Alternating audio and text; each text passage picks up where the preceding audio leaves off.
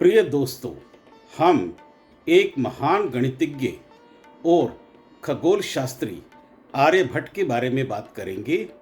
इन्होंने मैथमेटिक्स और एस्ट्रोनॉमी के क्षेत्र में अद्भुत कार्य किया। आशा करता हूँ कि यह आपको काफ़ी रोचक लगेगा। मेरा नाम है मनमोहन चौहान। आर्यभट्ट भारत का वैज्ञानिक गौरव। नमस्ते, मेरा नाम मनमोहन चौहान है। मैं आर्यभट्ट के जीवन और उनके महान योगदान पर यह प्रस्तुति पेश कर रहा हूं।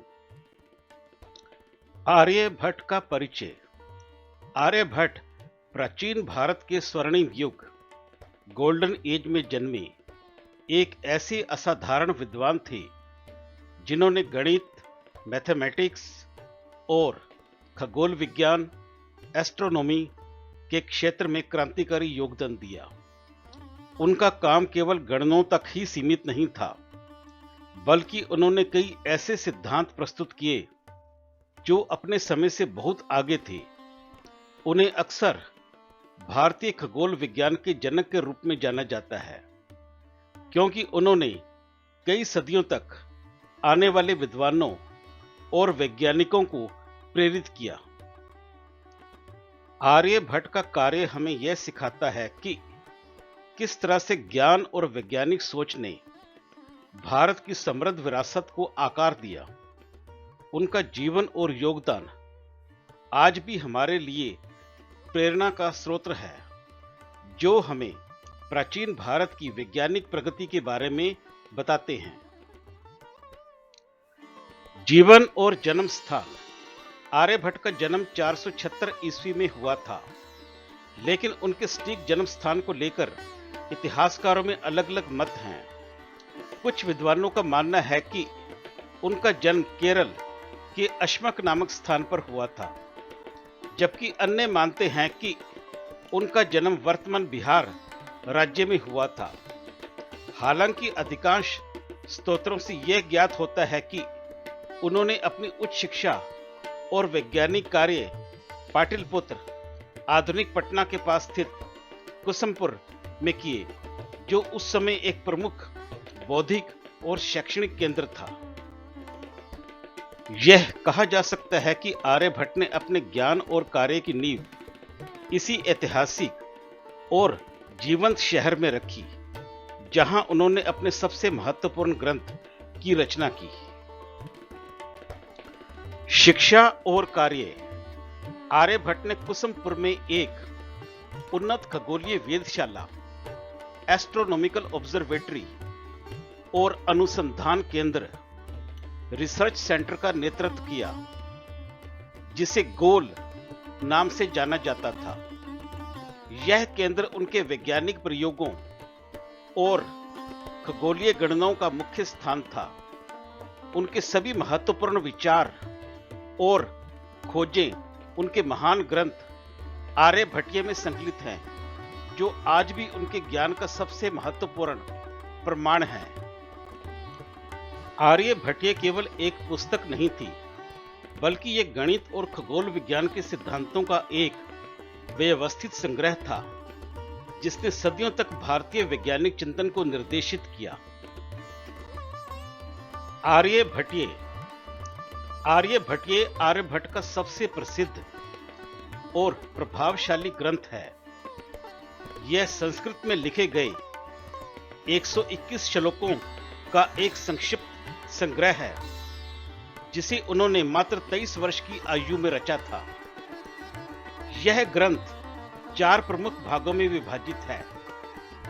पहला भाग गीतिका पाद, जिसमें बड़ी संख्याओं और त्रिकोणमितीय तालिकाओं का वर्णन है। दूसरा गणित पाद, जो अंकगणित, बीजगणित और ज्यामिति को समर्पित है। तीसरा काल क्रिया पाद, जिसमें समय की गणना और ग्रहों की गति पर चर्चा की गई है। और चौथा गोल पाद, जो खगोल विज्ञान और ब्रह्मांड के सिद्धांतों का विस्तार से वर्णन करता है। यह ग्रंथ आर्यभट्ट के ज्ञान की गहराई को दर्शाता है और एक ही जगह पर गणित और खगोल विज्ञान के विभिन्न विषयों को समाहित करता है, जिससे यह एक अद्वितीय वैज्ञानिक कार्य बन जाता है। गणित में योगदान। पाई का मान। आर्यभट्ट ने पाई के मान की गणना 3.1416 के रूप में की थी। उन्होंने अपने ग्रंथ में स्पष्ट रूप से बताया था कि यह एक सन्निकट मान, अप्रोक्सीमेट वैल्यू है, ना कि एक पूर्ण मान। यह उनके वैज्ञानिक दृष्टिकोण को दर्शाता है, क्योंकि वे इस बात से अवगत थे कि इसका मान सटीक नहीं हो सकता। यह गणना, जो 4 दशमलव स्थानों 4 डेसिमल प्लेसेस तक सही थी, उस समय के लिए एक अभूतपूर्व उपलब्धि थी, जो यूरोप में इसी तरह की गणना से कई सदियों पहले की गई थी। आर्यभट्ट का यह काम गणित के क्षेत्र में उनकी गहन समझ और सटीकता का एक उत्कृष्ट उदाहरण है, जिसने बाद के गणितज्ञों के लिए मार्ग प्रशस्त किया। गणित में योगदान। स्थान मान प्रणाली और शून्य। आर्यभट्ट ने स्थान मान प्रणाली, प्लेस वैल्यू सिस्टम के महत्व को बखूबी समझा और उसका उपयोग किया। उन्होंने अक्षरों और संख्याओं का उपयोग करके बड़ी संख्याओं को लिखने की एक विधि विकसित की, जिसमें प्रत्येक अंक का मान उसकी स्थिति पर निर्भर करता था। हालांकि उन्होंने सीधे तौर पर शून्य, जीरो का उल्लेख नहीं किया, लेकिन उनकी प्रणाली शून्य की अवधारणा के बिना काम नहीं कर सकती थी। उनका काम इस बात का प्रमाण है कि उन्हें शून्य के महत्व का गहरा ज्ञान था, जिसने बाद में भारतीय और वैश्विक गणित के विकास में महत्वपूर्ण भूमिका निभाई।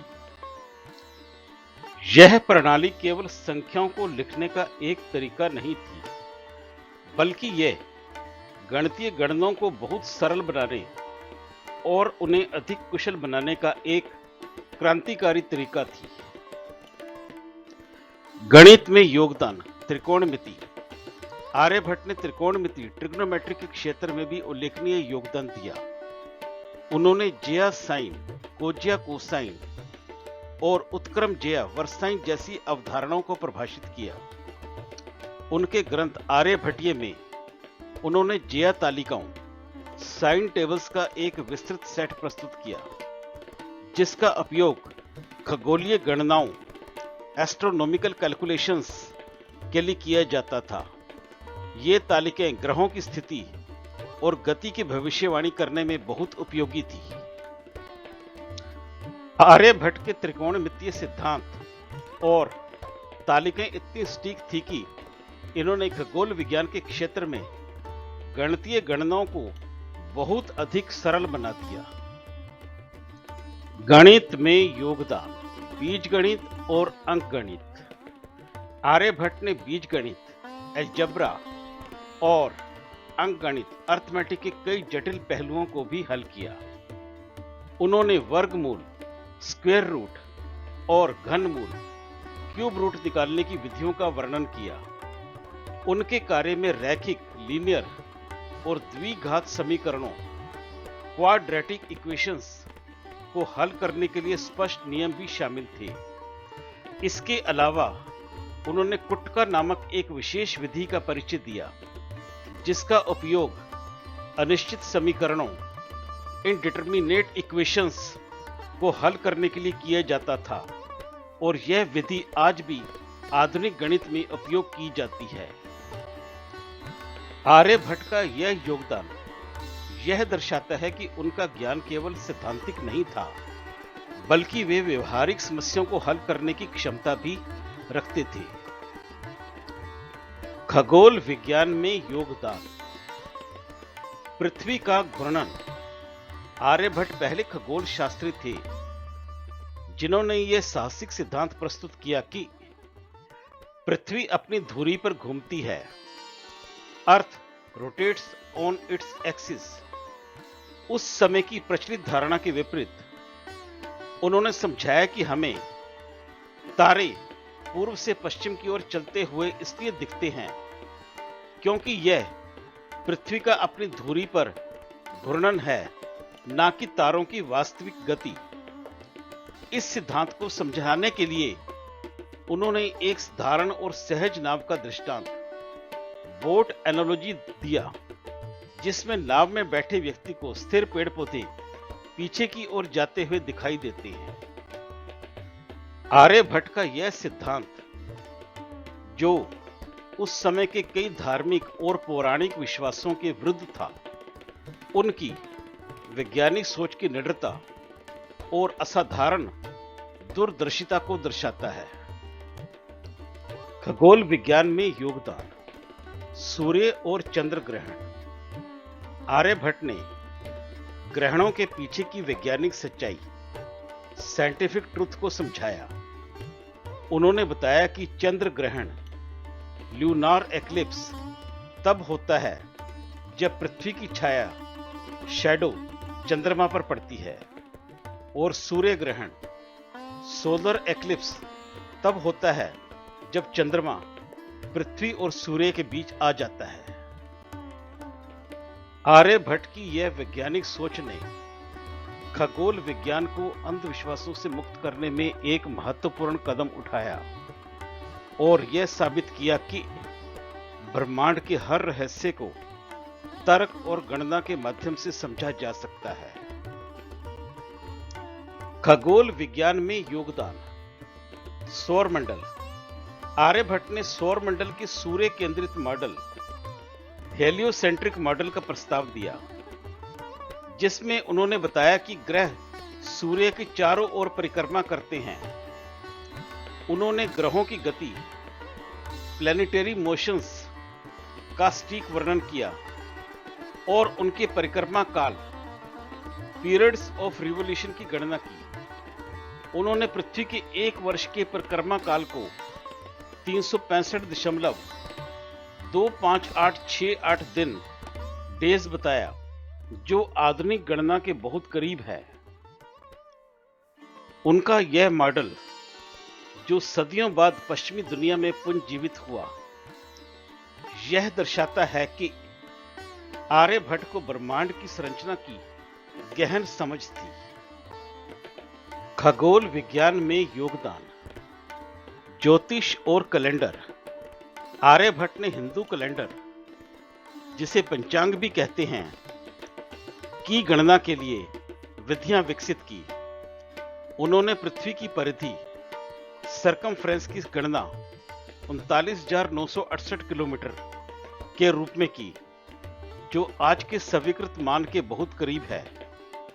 उन्होंने ज्योतिष और खगोल विज्ञान को दो अलग अलग विषयों के रूप में भी स्थापित किया, यह मानते हुए कि खगोल विज्ञान एक वैज्ञानिक अनुशासन है, जबकि ज्योतिष एक अलग क्षेत्र है। उनका काम न केवल खगोलीय घटनाओं की सटीक भविष्यवाणी करने में मदद करता था, बल्कि यह हमें समय और स्थान की वैज्ञानिक समझ भी देता था। आर्यभट्ट का प्रभाव, आर्यभट्ट के काम का प्रभाव केवल भारत तक ही सीमित नहीं रहा। उनके सिद्धांतों को बाद में भास्कराचार्य जैसे महान गणितज्ञों ने आगे बढ़ाया। उनके ग्रंथों का अरबी, लैटिन और अन्य भाषाओं में अनुवाद हुआ, जिसने मध्य युगीन यूरोप, मेडाइवल यूरोप में वैज्ञानिक विचारों के प्रसार में मदद की। उनकी ज्या तालिकाएं और गणितीय विधियां इस्लामी स्वर्ण युग, गोल्डन एज के गणितज्ञों द्वारा भी व्यापक रूप से उपयोग की गई।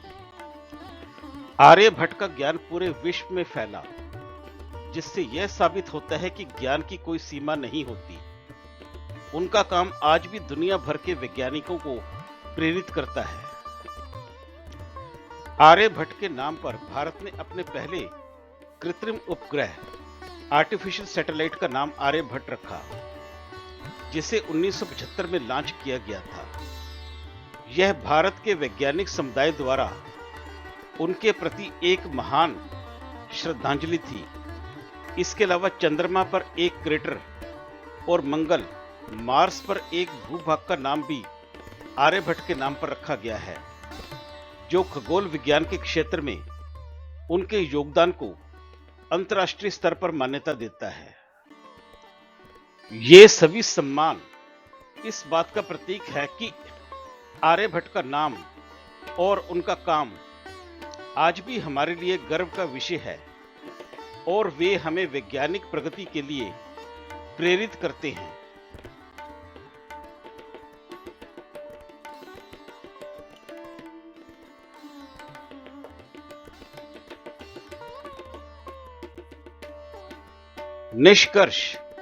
निष्कर्ष के तौर पर आर्यभट्ट एक दूरदर्शी वैज्ञानिक, विजनरी साइंटिस्ट और विचारक थिंकर थे, जिन्होंने अपने समय से बहुत आगे की सोच रखी।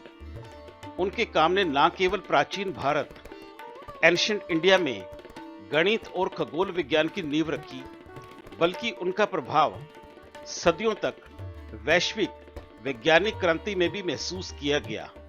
धन्यवाद।